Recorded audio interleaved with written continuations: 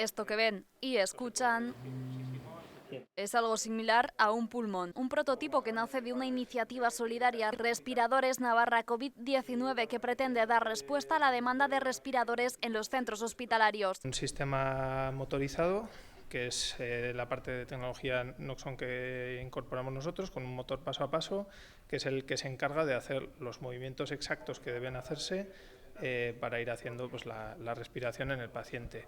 Y lo que hacemos es, tenemos unos sensores que son los que van monitorizando lo que ocurre y en base a la información que nos aportan esos sensores, nuestro sistema va ajustando sus movimientos.